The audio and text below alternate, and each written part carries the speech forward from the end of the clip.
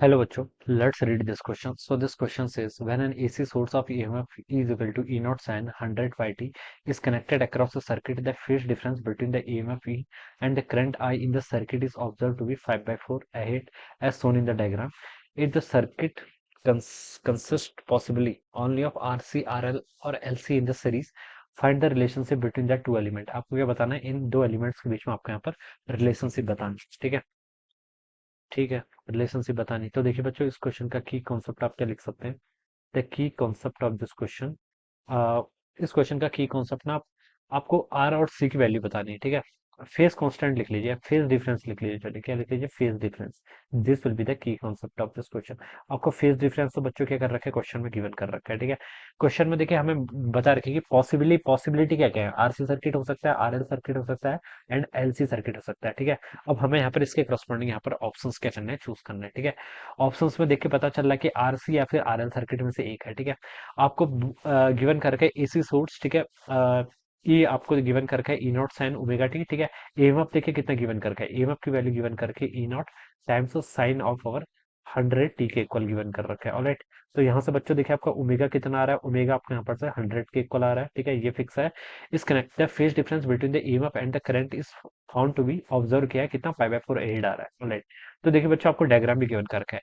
देखिए यहाँ पर करंट क्या कर रहा है, लीड कर, देखिए पता है क्या चलता है, कौन लीड कर रहा है। आप time T is equal to zero पर आ जाइए। Time T is equal to zero पर देखिए करंट आपका क्या है, आगे है। ठीक है, किससे लीड कर रहा है, ई से लीड कर रहा है, तो करंट लीड कर रहा है। तो बच्चों इतना तो पता चल गया आपको, देखिए ग्राफ से पता चल रहा है कि आपका कैपेसिटिव सर्किट है। ठीक है, करंट जहां पर लीड करता है वो कैसा सर्किट होता है, आपका कैपेसिटिव सर्किट होता है। ऑलराइट, अब आपको यहाँ पर से ऑप्शंस में वैल्यूज बतानी है। ठीक है, फेज डिफरेंस आपको 5/4 गिवन कर रखा है। फेज डिफरेंस देखिए क्या होता है, 10 फाइव। ठीक है, अगर आपका आरसी सर्किट है, फॉर द आरसी सर्किट में इसकी वैल्यू आपकी एक्सी बाई आर के इक्वल हो जाती है। ठीक है, और अगर आपका एलआर सर्किट है, ठीक है, एलआर या फिर आरएल सर्किट जिसे हम बोलते हैं, इसमें आपकी जो 10 फाइव की वैल्यू हो जाती है वो कितनी हो जाती है, आपकी एक्सएल बाई आर के इक्वल हो जाती है। ठीक है, अब बच्चों देखिए हम यहाँ पर वैल्यूज पुट कर लेते हैं। एक्सी होता है आपका 1/ओमेगा सी, तो ये आपका 1/ओमेगा सी आर हो जाएगा। ठीक है, फाइव कितना है, 45, तो 10 45 1 के इक्वल। ठीक है, तो देखिए बच्चों इस टर्म को हम यहाँ पर से सॉल्व भी कर लेते हैं। ठीक है, तो 1/ओमेगा, ओमेगा देखिए कितना आपका 100 के इक्वल है। ठीक है, तो उसको 100 कर लीजिए इंटू सी, सी क्या कैपेसिटेंस, इसकी वैल्यू कितनी गिवन है, गिवन नहीं है बच्चों, कॉम्बिनेशन बताना है। तो सी इंटू आर की वैल्यू कितनी आ गई यहाँ से, 1 के इक्वल। ठीक है, तो आपको देखिए कॉम्बिनेशन चूज करना है बेसिकली।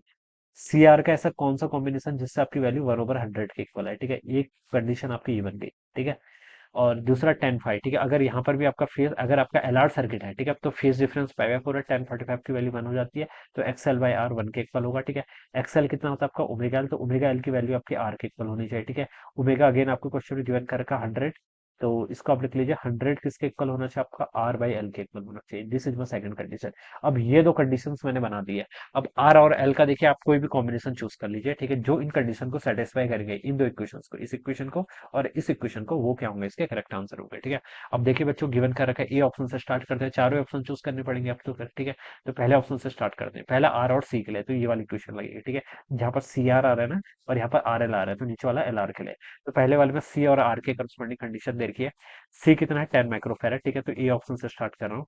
10 माइक्रोफेरेड को 10 × 10⁻⁶ लिख लिया, इंटू रेजिस्टेंस कितना है, 1 किलो, सो 1 × 10⁻³ हो गया। ठीक है, तो ये आपका 10⁻⁻³ यहाँ से आएगा, इंटू आपका 10, तो 10⁻⁻² हो जाएगा। 10⁻² कितना होता है, 1/100।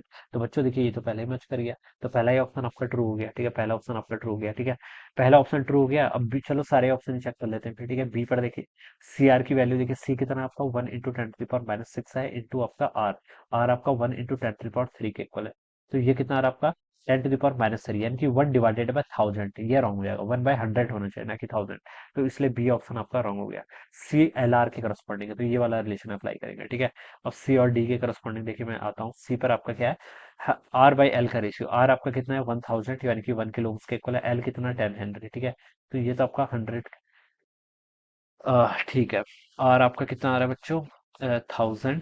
ठीक है, आर आपका 1000 के इक्वल है, रेजिस्टेंस 1 किलो से, इंडक्टेंस आपका एल है, तो ये आपका 100 के इक्वल। तो बच्चों देखिए आपका ये वाला ऑप्शन भी ट्रू आएगा। ठीक है, सी भी सेटिस्फाई कर रहा है। ठीक है, ऑप्शन क्या होगा उस पर अभी हम आते हैं, अभी हम सिर्फ यही बताते हैं कि सी सेटिस्फाई कर रहा है। ठीक है, डी पर आपका 1 किलो ओम्स एंड एल आपका 1 हेनरी है। ठीक है, तो देखिए डी पर, देखिए डी पर आपका आ जाएगा आर कितना है 1000, ठीक है, डिवाइडेड बाय 1 करेंगे तो ये भी आपका 1000 के इक्वल आ गया, ठीक है। तो ये है, देखिए बच्चों क्वेश्चन में ना दो इन्फॉर्मेशन गिवन कर रखी थी आपको, ठीक है, तो ये तो आपका रॉन्ग हो गया।